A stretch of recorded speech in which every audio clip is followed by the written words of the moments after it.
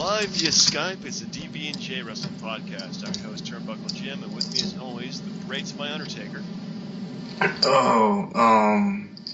Yukon Cornelius. Fast Count Brian. Well, how's it going? Yeah, right. Ready for some March Madness? I am. We haven't had a DBJ office pool yet, so to speak, but no, we haven't. I don't see why not. Though I think we pretty much have the same team winning the Final Four. Oh, VCU, huh? No. Yeah. That would be awesome. But anyway, let's go. Talk some wrestling. Nah. Did you watch Walking Dead? No. Actually, Walking Dead is a lot more interesting than anything Raw's doing these days, man. Did you watch Walking Dead this week? No, I haven't watched it ever, actually. Oh, man. Well, spoiler alert, everyone dies. Oh. Yeah. But, see, Raw was pretty good this week. There were parts of it that were really, as usual, the parts that were kind of crap, and the parts that were really good. Let's talk about the crap parts first. What did you not like about Raw? Well, let's see.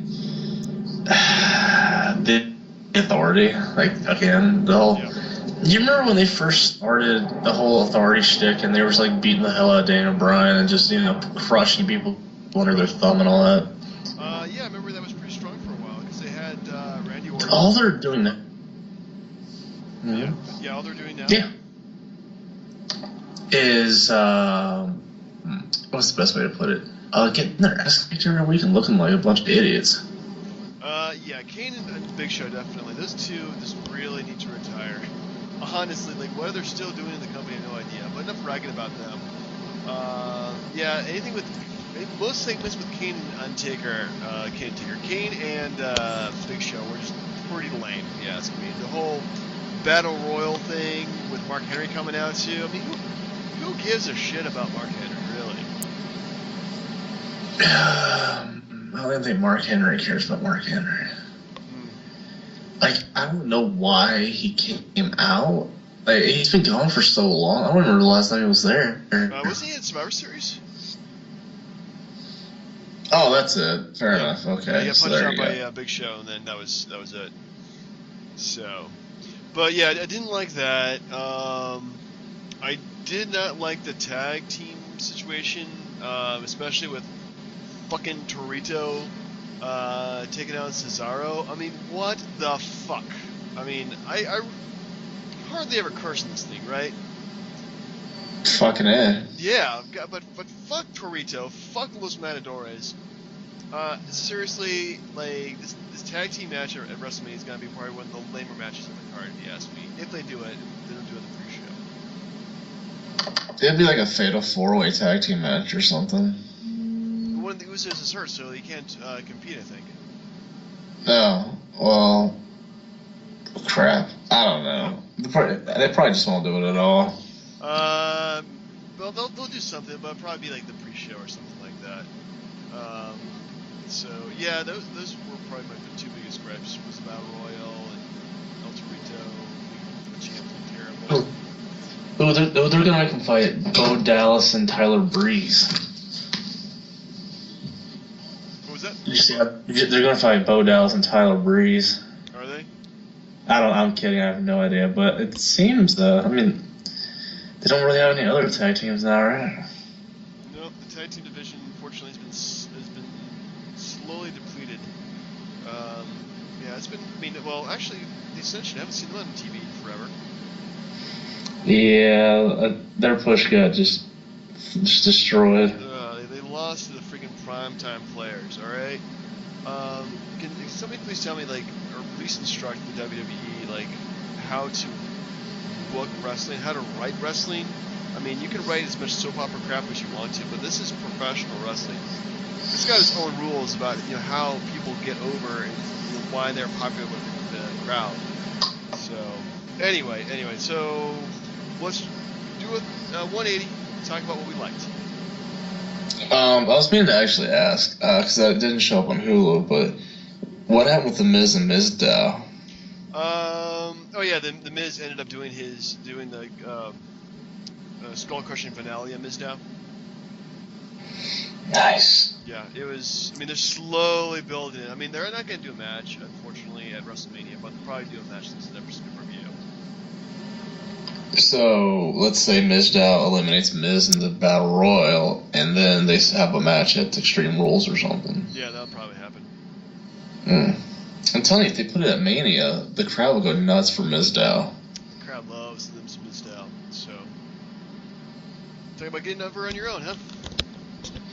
Yeah, did Daniel Bryan a lot of good. Holy crap! Oh wait, okay, sorry. So I'm playing WrestleMania 1 as we're doing this, and I thought that was Spider-Man, but it was the Executioner in a really bad mask. Yeah, do you know who the Executioner is? Did you look that up? Isn't it like Doink the Clown or something? No, Doink the Clown actually is later on the card. Surprise, surprise. It is Buddy Rose. No idea. Yeah. He came back for a while. Yeah, he never had a good. Anyway, so things I did like about Raw was the ending. Way to skip all the way to the end, huh? Well, okay, I'll skip to that. The ending was really good. And if you didn't see that, folks, it's the Sting and Randy Orton taking on the Authority and beating the ass. Like, it felt very vintage Sting, like from like '97 at that point. I'm still waiting for Triple H to actually get over on Sting. Like Very one Sting. time. Yeah. No, just like a punch to the face, a pedigree, something. But Sting has just been making him look ridiculous this whole time. Well, if you remember, that's the booking for. Anyway, I don't know if you want to go back to like '97 how the booking was for that, but yeah, Sting has to. I mean, Triple H has been around forever. Sting has to look strong in order to be viable for WrestleMania. So if he gets over like that, then it's just not going to work well for Sting. So maybe next week they'll do that. Maybe not. You have to. Like, honestly, like, it's killing any interest I have in the match. Well, who cares about your interest in the match? I'm still stoked for it. It's going to be interesting. Sorry, Triple H is just. It's just a pure ego trip. Sting could have had anybody else on the roster, but give him a 46-year-old who wrestles once a year. Give me a friggin' break. Well, who else? Who better to wrestle a 50-some-year-old than a 46-year-old? So. Exactly, but like, it's just like Triple H. I'm like, okay, let's move on because I'm really close to just ripping on a rant about that guy. All right. Hate him so. I also like the 6-man tag team match for the IC title contenders for WrestleMania. Yeah, except Daniel Bryan should be in the match. Well, we all agree about that, but still, I think it's definitely going to steal the show. Probably be match of the year candidate at least. No, I don't know if we're going to go that far just yet. Well, just Roman Reigns and Brock Lesnar. Come on. Yeah, right. Oh yeah, that's one thing I didn't tell about the bad stuff about Raw. But anyway, that's kind of shows like how lots of a crap that we're giving about this because they're not even hyping for the main event that much at all. I mean, they had Roman Reigns and Paul Heyman in the ring, didn't they? They did. And they had a interview with a pre-recorded interview with Brock Lesnar that was pretty good. But besides that, there's just really not much hype for it. Did you watch the after stuff on the network where Sting actually sounded like his normal self? I did. I watched the whole 4 minutes of it. That was fantastic. It was great. It was really great. I kind of wonder why they kept it for the network, but having more network exclusives, I guess, kind of makes me feel like glad I had the network. Besides the fact that you can watch every single pay-per-view they ever made. So yeah, I thought that was good. I do like Randy Orton's. Usually I don't like any help or anything like that, but that was pretty damn cool. Helps get Sting over. Yeah, I did. I like that. I actually was kind of a fan of the whole Authority fake implosion deal. Yeah, that was definitely interesting. Seeing how every backstage statement they would fall on Rollins and expect Rollins to come up by himself, and nope, he actually just played played Orton and they didn't think that he was alone. Here's the thing. I hate John Cena. I don't know if you know that.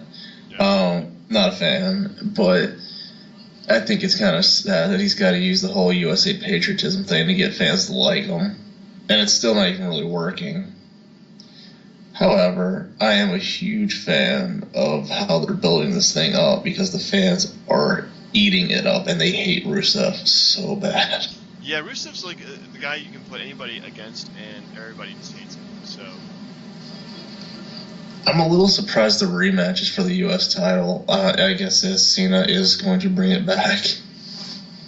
yeah, well, I mean, I really like the fact that the U.S. title is being built up, the Intercontinental title is being built up, that everyone wants to have these belts because they're pretty much like the big belts at this point. The world title, I think, has suffered having a part-time champion not defending it that much.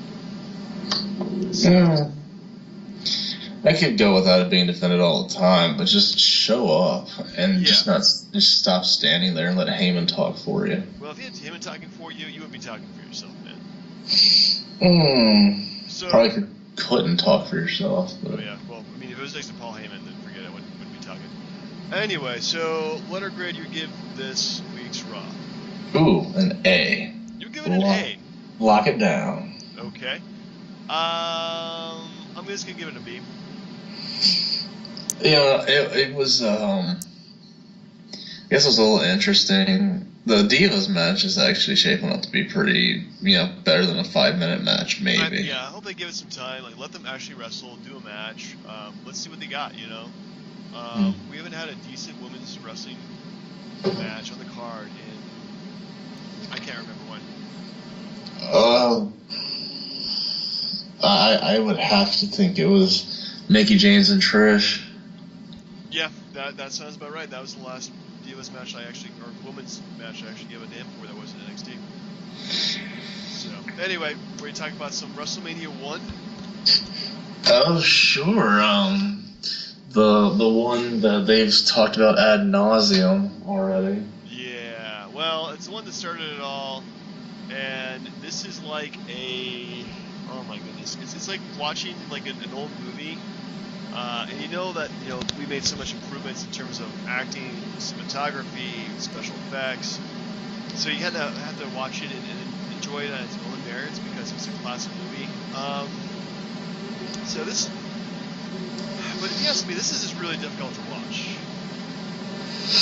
It hasn't aged well. No, it has not.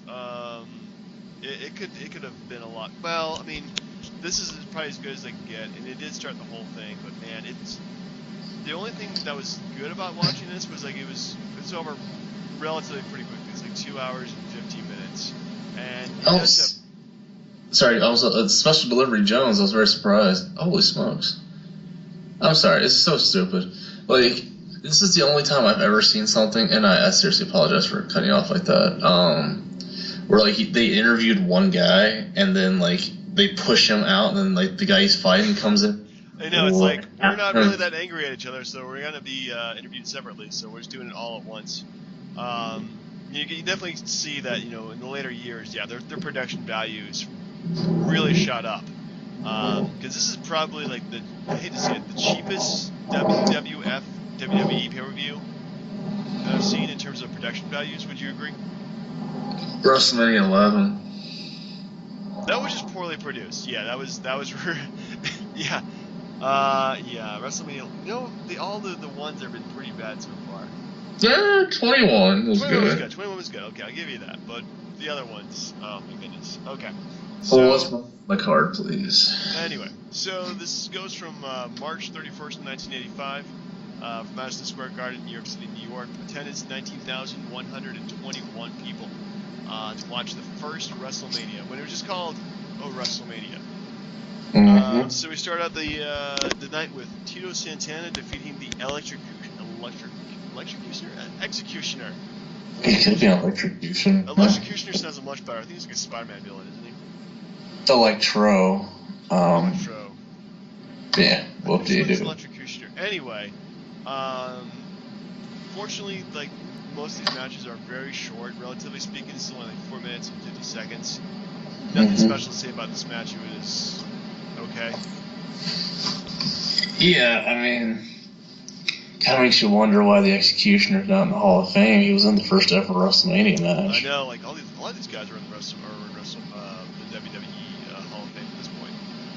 Next up, we have King Kong Bundy defeated Special Delivery Jones in 24 seconds.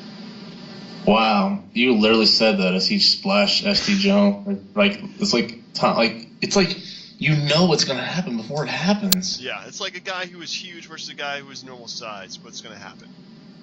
They actually say it was 9 seconds, but I mean, if you even just like count like 9 seconds, it's still pretty quick though, and it's not a good match at all. It's just a complete squash.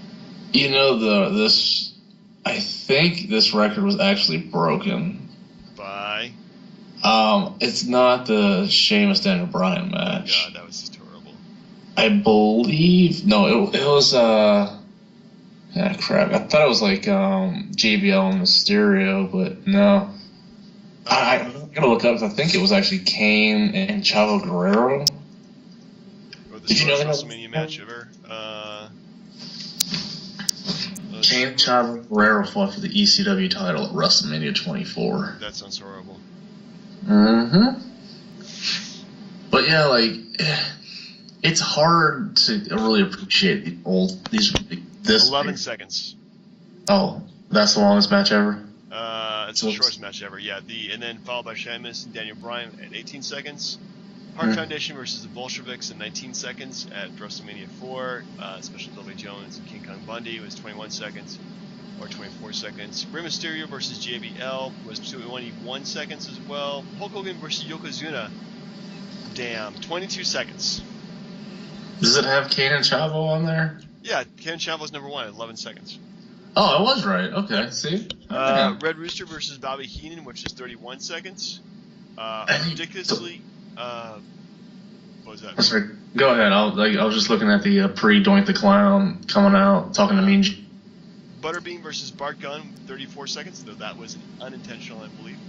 Earthquake versus Atom Bomb was 35 seconds. Hey, what about Legion of Doom and Power and Glory? Was 59 seconds. Damn, that's a marathon. Yep, compared to those matches. So anyway, next up we have Ricky Steamboat defeated Matt Bourne at 4 minutes and 38 seconds. Yeah, Matt Bourne, the original Doink the Clown. It is absolutely crazy. Like, I know that, again, like, this started everything, the vision and everything. This was huge and all the celebrities and everything. But it looks so bad. Like, and, like, the matches, you look at these guys, we've gone through 3 matches, and not one of these would be on, like, superstars today. Like, and no disrespect to Ricky Steamboat, but come on. Yeah, they're all pretty lackluster. Best word to describe it. Next up, we have the second longest match of the night, 11 minutes and 44 seconds, with David Sammartino versus Brutus Beefcake. And it ended in a double disqualification as everybody decided to brawl. Can we give Greg Valentine some love here? Just a little bit. Yeah, I can give some little love to the Greg Valentine, who's in the next match. Wait, forgive me, sorry. Wait, so who was Beefcake's partner? His manager was Johnny Valiant. Johnny was, okay, never mind. I kept getting these mixed up, because I remember Beefcake and Valentine were tag champs together. I thought it was here. Yeah. No, it was not. It was maybe next WrestleMania or the third WrestleMania. They were. My sincere apologies. And David Sammartino. Yeah, David Sammartino, who probably. If your father's Bruno Sammartino, that is really hard to live up to. It's just kind of sad. I mean, it's like how many other like famous people's kids came in and were just garbage. Like Bill Watts had a kid that was freaking terrible. Like Ric Flair's, like Flair was garbage. Yeah, but there have been a few second and third generation superstars which have been really good too. So we really can't say just because somebody was like a child of somebody else, like they never really amounted to anything. Okay, so can we call this Beefcake gimmick a separate gimmick? Because he kept the name, but he doesn't look the same as he does like 3 or 4 years later. He does have the outlandish tights, and so he does look that's kind of the same. When he got his barber's license, I have no idea. But I wouldn't say it's the same character, different gimmick. I feel bad. I feel bad for Bruno. I mean, he's like, well, I mean, with all due respect, like, he's like, my son's got to wrestle this fruitcake. What's going on here? This is nuts. Beefcake is horrible. Horrible wrestler. Not a good match. Not a fan. No, this is pretty bad. Next up, we have for the IC title, it's Junkyard Dog defeated Greg the Valentine. Now I guess you give him some love via countout. Actually, this match was stopped and restarted after Valentine used the ropes to pin Junkyard Dog. Man, I actually missed this because, like, you know, I'm not gonna lie, my parents used to watch this a little bit. They were huge in the Junkyard Dog. I didn't know a whole lot about the guy, but he is entertaining, if nothing else. Yeah, you know, it's one of those guys where he only got to a certain level, but he never got to, like, the next level. So, but yeah, definitely entertaining guy, though. Poor Greg Valentine. Yeah. Hey, did you know that he was in the first WrestleMania and the first Starrcade? Yeah, you should check that match out. Like, he fought Piper in the dog collar match where they beat the living hell out of each other. You know, oddly, I think I've seen that match, too. That's weird. It's available on the WWE Network. For only? Oh, God. Was it $8.50? I wish it was. Save me $1.50 every month. Anyway, next up we have the Tag Team Championship match. Nikolai Volkov and the Iron Sheik. I guess they didn't have a team name, but they came out with classy Freddie Blassie. Defeated the U.S. Express, which is a terrible name for a tag team. Mike Rotundo and Barry Windham. No shit. Yeah, Barry Windham, you know, future Four Horsemen member, future The Stalker. Yeah. Future West Texas Redneck. And Mike Rotundo, of course, future IRS. And then, you know, future NWO members, Michael Wall Street. Yeah, and also future father of Bray and Bo.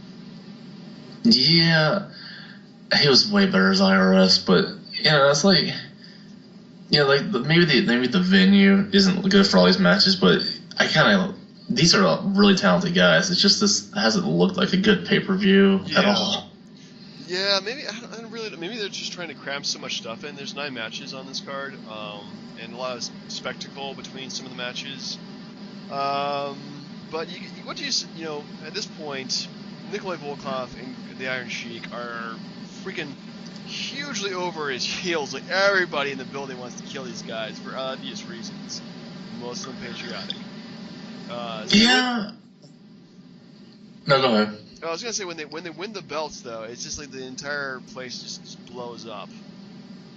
Not literally, just figuratively. Oh, I see what you did there. That's very good. Yeah. It's like, it's so good it will blow you away. No. Okay, yeah, go ahead. No, I was just saying, I can't imagine how or why that Sheik kept those freaking pointy boots. Like, that has to hurt, doesn't it? What, the other people or him? Yeah. Like, other people. Like, I don't see how, like, you know, if you tried to do, like, you know, drop somebody on his foot, like, that would just go straight into their back, right? I think those were actually more of a rubberized kind of pointed soles, or, you know, boots, so you don't have to worry about them killing somebody by kicking them. It's just so weird looking. Oh, yeah, quite weird. But this is, like, the first, like, kind of decent match of the night, if you ask me. Well, this is USA versus a foreign power, so... Nothing wrong with that storyline, right? Yeah, it never Right? gets old. So next up we have Andre the Giant versus Big John Studd in the Body Slam Challenge. Some weird stipulations. So if Studd loses, he loses $15,000, which is kind of an odd sum of money. If Andre had lost, he would have been forced to retire.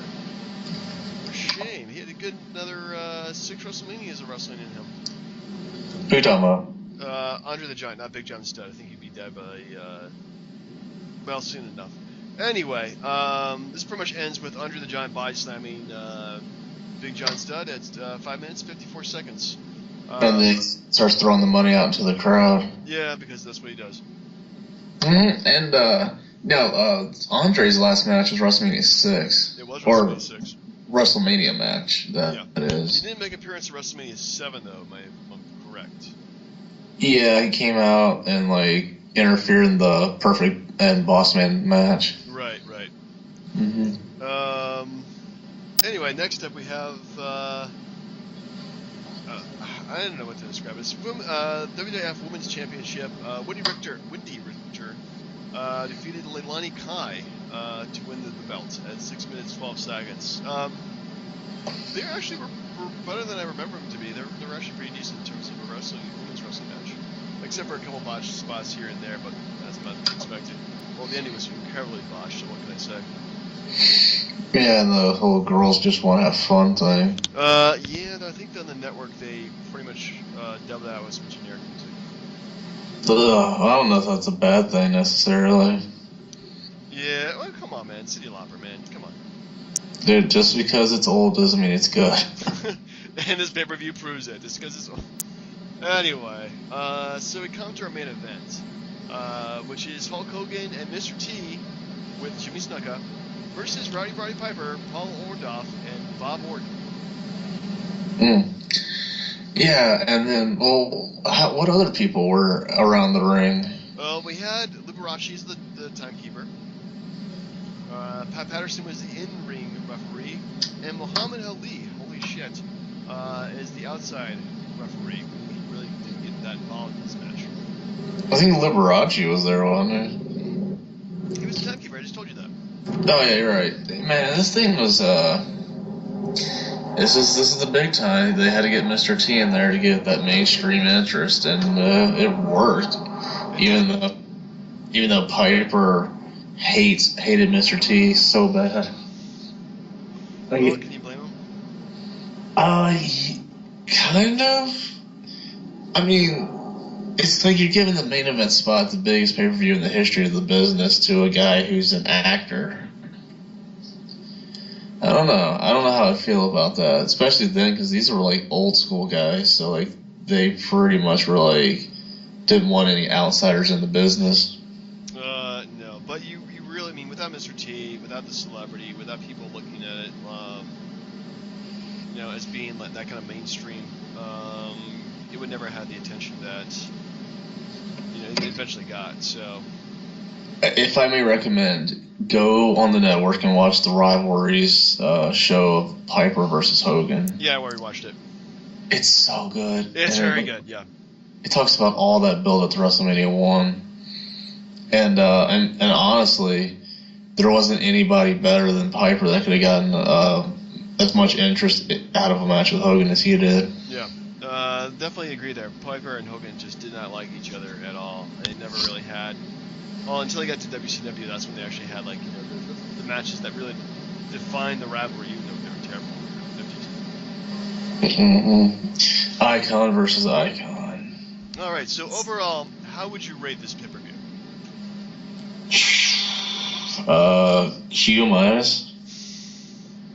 You can't go lower than a Q. Fine, Q.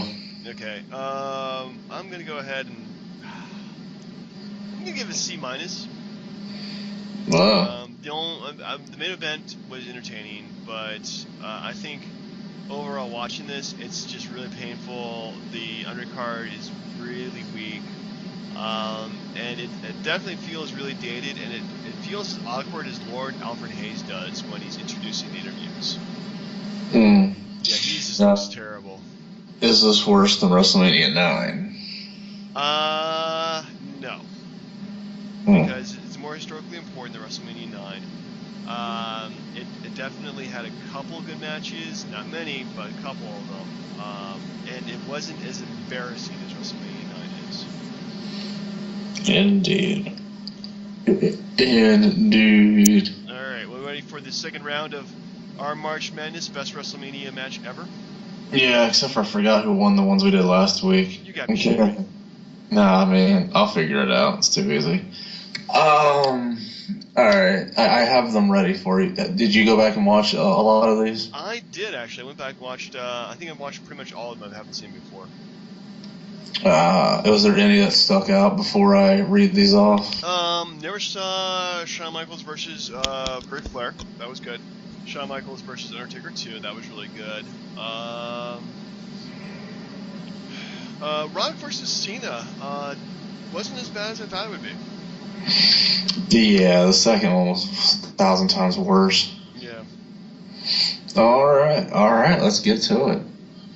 Let's see. So we have, Brett versus Owen from WrestleMania 10. And then the other matchup, we have Eddie versus Rey Mysterio at WrestleMania 21. I'm going to go with Brett versus Owen. That's just too damn classic if you ask me. Eddie versus Rey is pretty good, but it just doesn't candle to Brett Owen, I think. I can't get enough of the beginning, how like the announcer dude like hypes up Edmonton, Alberta, and you think it's Brett, but then you see Owen coming out from the shadow, literally of Brett's shadow, and beating him in the match. Yeah. Good times. So I absolutely agree. I just think if Ray hadn't have adjusted his mask 1,000 times, it might have made it a little bit closer. Yeah. Now let's see. We have WrestleMania 19, McMahon and Hogan, and WrestleMania 28, Punk and Jericho. Yeah, actually, Punk versus Jericho is one I hadn't seen before. I'm gonna go with that one. Did you actually like it? I loved it. I thought it was really good. Definitely felt very personal between both of them.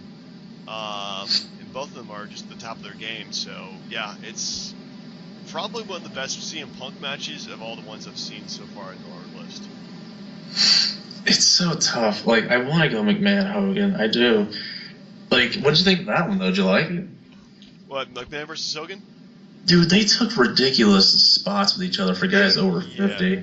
They did for older, but remember, these guys are older than 50, so they pretty much had to cheat by doing every single hardcore bleeding trick possible. Like, if you did this in say today's PG era, they would never be able to look as good as they did. I mean, yeah, but holy crap, still though, yeah, but then McMahon do come off a ladder or something. I don't know. I remember the match itself was insane, but again, Punk and Jericho wins because that match had it was probably, everyone looks like the Triple H match with Undertaker's the best on the show. I'm like, no. This was the best match on the card. Yeah. And I mean, did you check into the rivalry? Okay, real quick, I know I keep talking about this thing, but in Jericho's book that he just put out, he talks about this match. And if you noticed in his entrance, half his jacket wasn't lit up. Apparently he spent $25,000 to get a new jacket that lit up and did the light bright crap. Yeah. And then as he was coming up to come out to the arena, half of it just stopped working. That's why he's leaning to one side, because half of it's not working. It's ridiculous. Yeah. Well, thanks to the network, I actually just kind of skipped the match. I skipped the introductions, went straight to the matches. So. Entrances are the best. That's why the entrance in the CM Punk Undertaker match, you gotta see that again. Too good. Well, probably do. Yeah, damn skippy. Anyway, next one we have is Brett and Austin from 13, and then the other matchup was Austin and Rock 2 from 17, the one where Austin teams with McMahon and beats The Rock. Then we replaced it with Edge versus Undertaker. Did we? We did, yeah. Excuse me, pardon me, while I... See, we just went back in time. It was great. Yes, it was replaced with Edge versus Undertaker from 24. Man, I'm pretty torn because Edge versus Undertaker was really, really good. But I'm gonna go with Brett versus Austin because it just has so much drama in it. Double face heel turn, you never see those before. I mean, everything was just great for both those guys. So I'm gonna go with that one. I am too. As much as an Edge fan as I am, that was Edge at his hottest point in the business, was right there with the whole Vicky Guerrero GM thing, and that was his hot moment right there. And they delivered, but honestly, it's hard to watch the match. It's I hate to see him lose, but you can't go against Brett and Austin that's top 2 or 3 ever. That's historical. That's the match people look at. Right. So as much as I like Edge, I can't go against Brett and Austin. And we're back to WrestleMania 19 again. This time, Stone Cold's last match against The Rock. And then the other one, Ultimate Warrior and Randy Savage. Very hard, very hard. Oh my goodness. I'm actually gonna go with Austin Rock. What? Yeah. Explain yourself, sir. I guess pretty much just goes down to these guys have been wrestling WrestleManias for about 3 years in a row at this point, pretty much. Well, it was every other year, but yeah. Every year, but yeah. And they were just pretty much on the top of their game in terms of their abilities, and the fact that it took like 3 Rock Bottoms to win. Something like that, and then the last one, he just hung on to Austin for like a long ass time and then dropped him. Yeah, so. But, sir, I'm gonna need you to get a coin because I'm going Warrior Savage. Ooh. Alright, dude, well. Come on. It's a retirement match, which obviously didn't last terribly long, but hands down, Savage took him through the longest and best match Ultimate Warrior ever had. Okay, you know what? I'm reversing my decision. I'm going to go with Warrior versus Savage. Convince me. Yeah, but like, I mean, no offense to Austin and Rock, but getting Warrior through a 30-35 minute match is hands down the best thing you could Pretty damn hard to do, yeah.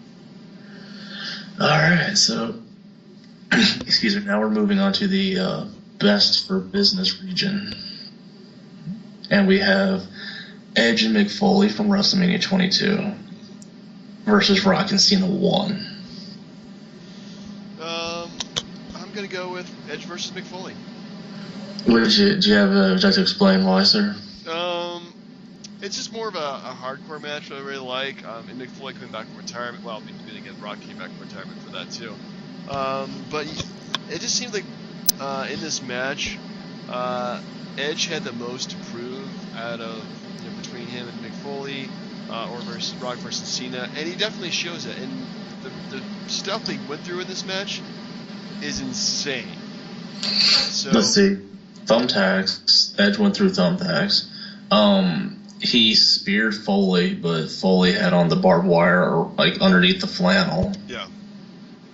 And then, I mean, can we not forget the baseball bat with that was set on fire with the aluminum with the barbed wire on it? No, you cannot forget that. So yeah, it's pretty hardcore stuff.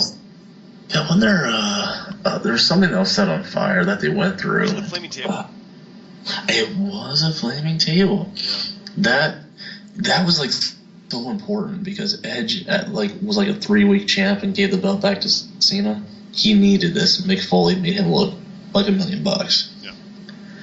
As far as Rock and Cena, though, they had like the longest build-up I can ever remember for a match. 1 year. But yeah, like a year plus, and I mean the stuff was good towards the end, but man, it was who cares? It never matched the hype, I think. All right, so next one we have the main event from WrestleMania 1. And the other match is Savage and DiBiase, the finals of the tournament at WrestleMania 4. Yeah, I figure that neither one of these matches is going to go on. I'm going to go with Savage and DiBiase. Did you actually go back and watch that one? No, I didn't. I've seen it enough times. It's essentially less of a clusterfuck than Pepper and Orton, Hogan, and Mr. T. I mean, both of these matches are pretty entertaining, but I think Savage DiBiase had more. This felt more dramatic, in my opinion. You mean the fact that Andre was out there with DiBiase and then Savage sent Elizabeth to the back and Hogan came out? Yeah. And Hogan was playing dirty pool hitting DiBiase with the chair. Well, it's messed up. Yeah, that's kind of effed up that you had to do that. Alright, now I did this next matchup on purpose because there's too many damn HBK matches. So we have HBK's last match at 26 against Undertaker versus his WrestleMania 24 match against Ric Flair when he retired Flair. Yeah, I'm going to go with Undertaker HBK. Well, but it's kind of tough. Do you think that match was better than their first one? Yeah, well, I mean, I think it is better than the first one, but again, only for the drama of it and the fact that they really each other through hell. So for those reasons. What did you think of the ending, though? not the ending I would have wanted with him just being slapped by Taker takes a slap from HBK, gets so mad, puts him through another tombstone. But then again, it's like they went through their finishers like at least 3 times. So, you know, it's just like end the damn thing, just take me out. Well, so. The thing was that like he was actually hesitating because he had like second thoughts about putting him away, and then he got slapped in the face, and that's all she wrote. Yeah. Not that the Flair match was bad, but the whole crying and saying "I love you" before kicking a man in the face, like I'm like, come on. Come on, what is this? All right. Let's see what's the next one we got. The triple threat match from WrestleMania 20. We also fixed it. Remember we changed it last week too? To HBK Did we? versus Jericho? You know, it's one of those things where I'm reading off an email, but I really don't remember half the things I say. Yeah, well, but yeah, all right. Listen So, to the program. you know, I should, but then I have to hear myself stammer through this crap like I'm doing right now. People gotta listen to this. So listen to it. Well, I don't want to add another view to our amazing 1,000.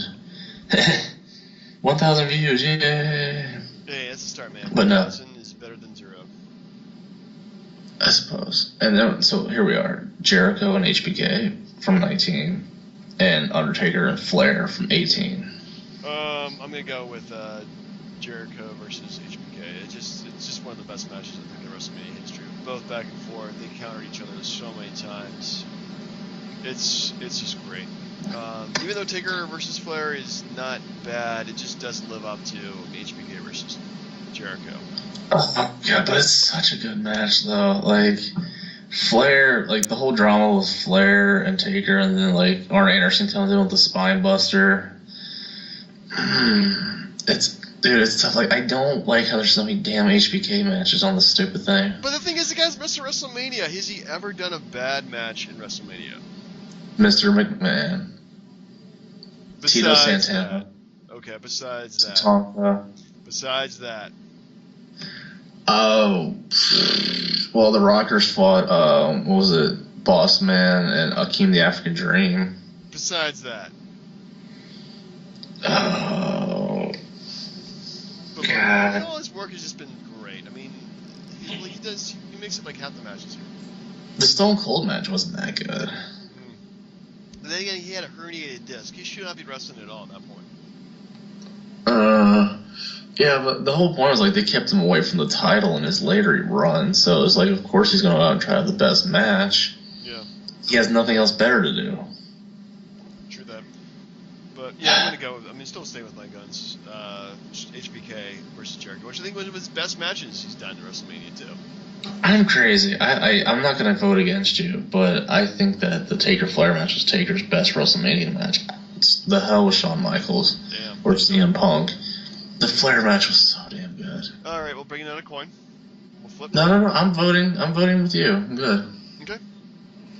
I know there's not a whole lot of drama in this, but like there's the next matchups will be pretty good because you're looking at Undertaker and HBK versus Jericho and HBK. That's gonna be pretty good. Or even like Warrior and Savage against Brett and Austin, or even Punk and Jericho versus Brett and Owen, you know? This is going to get harder and harder as we do this next week. Yeah, and the best part is you've watched all these, so you don't have to worry about doing it again. True that. Speaking of watching, next week, what pay-per-view do you want to do? We have to do WrestleMania. We've done all the single, we did 1, 11, 21, 31 obviously, because that hasn't happened yet.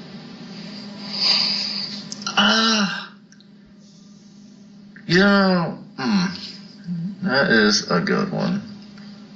Because it's like you want to... It's so tough, man. Because I was thinking 22, but then there's so many bad matches on there. I don't care for that. Right. Well, I'll tell you what. What about 23? 23? We haven't done 23, have we? No. Okay. Yeah, let's do 23. It's the one that's like Lashley, Waga, the Battle of the Billionaires, and all that. Oh, yeah. Okay, we'll check that out and see how it is. Kick it fresh, see if it's still fresh. It's got a historical perspective to it, but that's about it. Yeah. All right, well, that pretty much concludes our show for this week. Join us next week as we rip on WrestleMania 23, talk about Raw, and then finish up the March Madness of WrestleManias. Now, did you want to do a top 5 at all? Well, we're still doing the next brackets of we're finishing up March Madness. All right. So and let's also not forget that we have WrestleMania predictions coming up. Oh, well, we'll do it next week too. All right, sounds good, sir. All right, well, for the DB&J Wrestling Podcast, it's Turnbuckle Jim. Fast Gone Brian, go Who's. Later, folks. Yeah.